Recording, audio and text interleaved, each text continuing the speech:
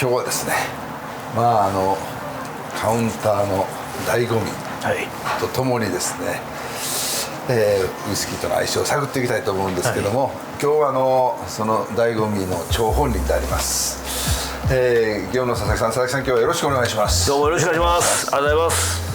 佐々木さんって本当に佐々木劇場って言われるように、佐々木さんがこうカウンターの中でやられることをこっちが食べて、飲み手がもう凝視するという、で、料理に合わせてリストないんですよ。次っていうと佐々木さんがあれ持ってこいとかこれ持ってこいとか全部指示を出されて、もちろん料理をお作りなんで、何が合うかっていうこと一番お分かりなんですけども、今日はその佐々木さんがですね、料理と相性を合うウイスキーを選んでいただいて、楽しみです。小清水さんの厳しいいや本当に僕小清水さんは本当に素晴らしいなといつも思ってるので、出会いがもうかなり古い出会いなんですけども、初めてサントリー行かしてもらった時から僕目が好きなんですね、小清水さん。優しそうな目してはんだけど、結構鋭い目をされてるという、それがね僕好きで、だからこういいウイスキーができるのかなと。料理の人みんなで行きましたよね、山崎ね。行きましたよ。楽しかったですわ。やっぱりそこで小清水さんのこう姿を見て、やっぱり多くの料理人の人たちがね、なんかこう感じるものがあって、いろんなそこからまたこう付き合いというか交流が生まれて、いろんな人たちもすごい喜んだし、それから小清水さんはまた違う刺激を多分受けられたとは思うんですけども、今日はその佐々木さん長い歳月を得てのですね、一品目はこれ何ですか？こちらね、古い仕事で、うなぎの印籠煮っていうのがあるんですけども、これは逆に印籠焼きですね。ちょっと今風にはアレンジしてるんですが、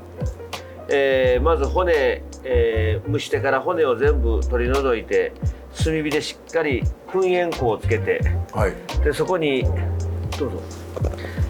カラメルを今タレ代わりにかけたんですけども、なんかこう山崎の12年のウイスキーっていうのは、香り豊かでなおかつこう深い味に感じますね。特にロックで飲む場合、こうぐーっとこうウイスキー独特のどういったですか、樽香の香り、それがすごく深く感じるので、カラメルを作ってみました。でそこになんかね、僕醤油味のせんべいが合うように感じるんですね。だからちょっとそれを交えてせんべいを細かく切って叩いてちょっとまぶしてみたんですけども、くるみがなんか叩いてあるのかと思うとこれは醤油味のせんべいですね。これ一緒に食べるんですか？別々でもいいし、乗せてもらって食べてもらってもいいです。でアクセントは手前のこう、ソース引いてるんですけども、こちらはごま酢ですね。ごまだれです。黒ごまの、それも黒ごまってコクがあるので、コクとコクを合わせたような感じですね。それに山崎の12年の佐々木さんはロックが僕は合うように思います。これ結構小清水さんがどうコメントされるか分かりませんけど、一応試してください。どうぞ。じゃあいただきます。印籠煮っていうのは、印籠って形のことなんですか？そうですね。昔の本当仕事なんですけどね、印籠煮。その時は僕ら印籠焼きはなかったんですね。その代わり八幡巻きっていうのありましたけどね。古い形がこうやって蘇るっていうのもいいですね。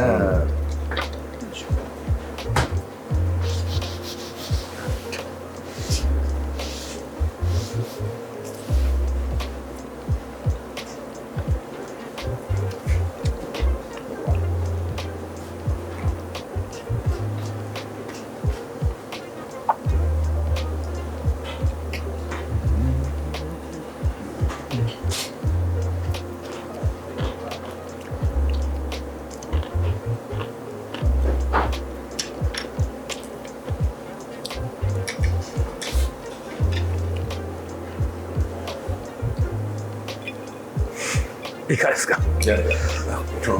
やまたかば焼きとも白焼きともうなぎの料理自体が新鮮ですよね。おお、そうなんですよ。ありがとうございます。はかば焼きだともっとこうねタレの味がこうギュッとなって、うん白焼きだとこう淡い感じはいでうまみだけはくるけども、ソースとか、まあ、ソースというかキャラメルが入ることになって、でもうなぎはね、そのソースにまみれてないからい。そうですね。うん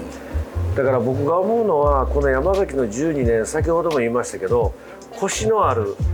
奥行きのあるウイスキーやと僕は思うので、カラメル自体メイラードを完全に起こしてますよね。でせんべいの方も醤油でなおかつメイラードを起こした中にまだもっぺん焼いてるという、メイラードだから全てこうメイラードのしっかりとしたコシとコシを合わすのが僕はいいか負けないなと思いますね。それとこのカリカリが噛むことによってまたこう香りが鼻にくるからスッと入ってこないなくて噛んでまたこうあるから、そういう意味ではその段階がいろいろあるからすごい面白いなと思って。ありがとうございます。佐々木さんの仕掛けがいっぱいここに詰まってるから本当に山崎のことをよく理解してて、いやとんでもないです。とんでもないです。確かにこの濃厚なっていうかコクっていうか、そうですね。はこの酒とのバランスいいですよね。い。いいですか？はい。ありがとうございます。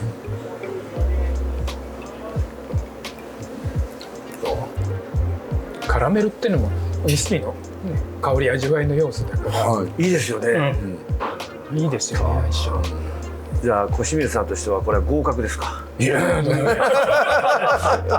感動ですこれ。ありがとうございます。料理ってねいろいろ素材があって、どっち先にうなぎを行こうと、まず僕これ決めたのは、はいやっぱり山崎って、サントリーの中では王道はいで、その王道のウイスキーを水割りとか例えば炭酸で割るっていうことは僕はご法度やと思ったんですね。はい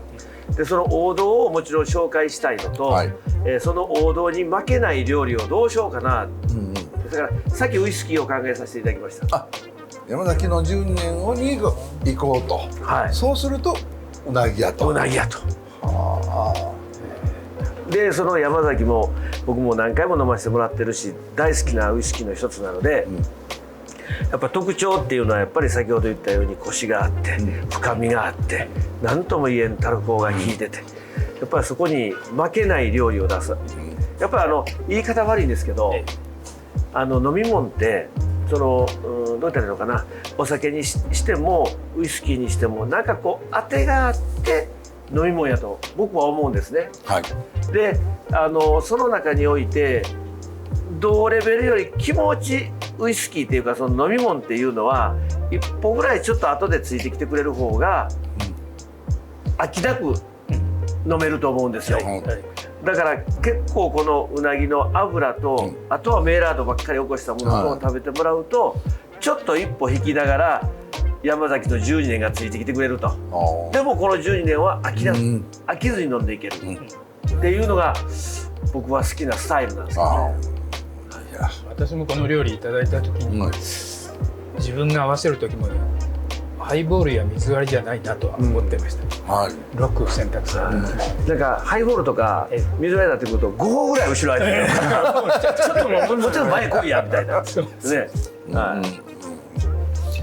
いう意味ではこう相性とともに飲み方もぴったりということで大正解でしたね。ありがとうございます。嬉しいですわ。もう本当にもうすごいブレンダーマンの方なんでね、尊敬する方なんで、日本のウイスキーを世界にそうですよ認めね。させたというか、そうした今までの至らないんだったないですもんね。もう第一人者ですよ。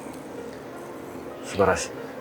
結構迷いました。そうでもなくてこのうなぎはもう割とスッスッときました。スッスッときました。そうですか。はい。もうピーンときたのがうなぎやなと思ったんで、肉ではないなと思ったんですよ。はい。で焼き魚に合うなと思ったんですよ。その香りがね。でもそれ焼き魚にしても味噌漬けではちょっと合わん